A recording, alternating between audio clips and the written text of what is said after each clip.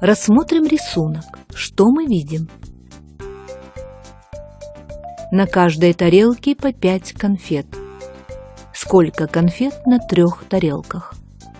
Сколько конфет на каждой тарелке? На каждой тарелке по 5 конфет. Сколько всего конфет? 5 и 5 и 5 – это сколько? Слова «и» заменим арифметическими знаками «плюс». Получится запись. К 5 прибавить 5, прибавить 5. Считаем пятерками. 5 и 5 и 5 равно 15. 5 плюс 5 плюс 5 равно 15. Каким другим способом можно узнать, сколько всего конфет? По 5 конфет 3 раза – это 15. Это длинное предложение можно записать короче. 5 умножить на 3 равно 15.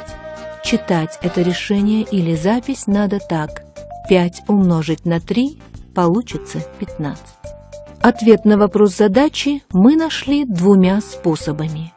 Рассмотрим следующий рисунок. Надо узнать, сколько всего треугольников. Сколько треугольников нарисовано в каждом ряду? Считаем пятерками. 5, 10, 15. Обратите внимание на слагаемые. Что вы заметили? Все слагаемые одинаковые.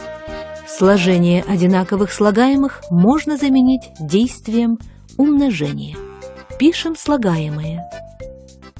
Ставим знак умножения, точку. Считаем, сколько раз взяли по 5. 3 раза. Это решение можно прочитать по-разному. По 5 3 раза получится 15. Или 5 умножить на 3 получится 15. Что показывает число 5 в нашем решении? 5 показывает, какое слагаемое мы брали. Что показывает число 3? Число 3 показывает, сколько одинаковых слагаемых. В каком случае мы можем заменить сложение умножением?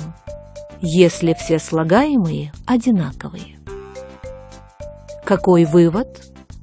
Сложение одинаковых слагаемых можно заменить другим действием – умножением.